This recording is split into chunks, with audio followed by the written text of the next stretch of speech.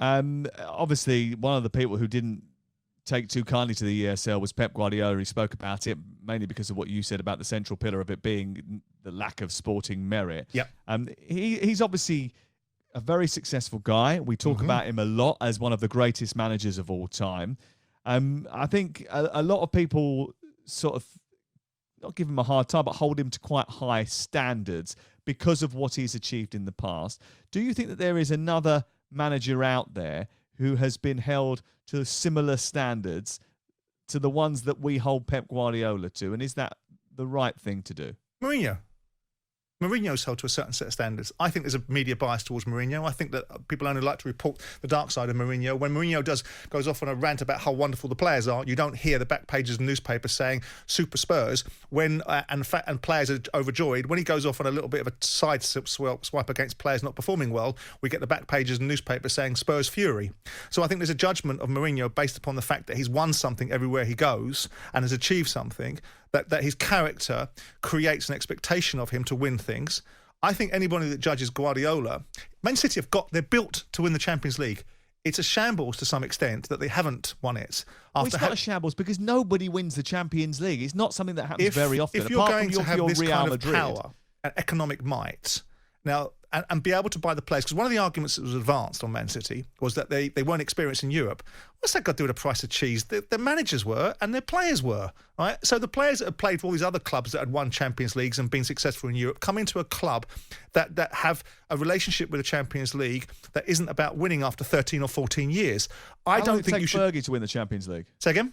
How long did it take Fergie to win the Champions League? Well, how long did it take Man United to recover from 20 years of being asleep and the Premier League being reformed? They won the European Cup Winners' Cup in 1991, I think it was, against... Yeah, they did, with Mark Hughes, yeah. Mark Hughes scored the goals. Yeah. It took them another 8 years until they managed to pick up the main trophy. And they went through a learning experience. But that's a different time, Sam, and we're talking about a different sort of economic might and a different sort of football pyramid than the one that exists currently. And the idea of Man United goes to the central theme of what you started with, was about why would these European clubs be looking at the English clubs and be glad they're not in it and perhaps considering a European league of their own because it would be more beneficial for them when we're dominating European football. Well, we don't dominate the winning of European football. We do dominate, at times, the participation in it. And second is first loser.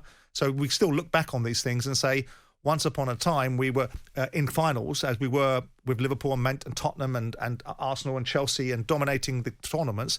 But if you look down the roll call of who's won it and who hasn't, it's always been other sides. But Pep Guardiola is an outstanding manager, but he can't be brought in to do the same as Mancini did and Pellegrini did, which was win the domestic title. You have to, as part and parcel of the roll call of honour of a football club that operates at the highest level, be in a position, if you've got the best coach in the world, one of the best budgets in the world, and with a blueprint which is about domination of football, not be on the front foot to win the Champions League during that time. Simon, he's done more than that. He's done more than Pellegrini and Mancini. He has, yeah. He's done something that they haven't done, which is back-to-back trophies in terms of, I mean, the Carabao Cup, he's won it 4 times. Nobody else has ever done that before. So you're making my point then? But he's also won back-to-back titles, which no one's ever done before. So you're making my point then? Yeah, but he's building up to winning the Champions League. He's not going to walk in on day one and win the Champions League. One of the things he did when he came into the Premier League was he learned that he couldn't play certain type of football there. Nobody said that. He's got the best defence in Europe now, and that's what gives him the platform to go on and attack teams. True, but nobody said that, Sam. Way. He's been there. He'll been there how long now? 5 years? I think half a decade.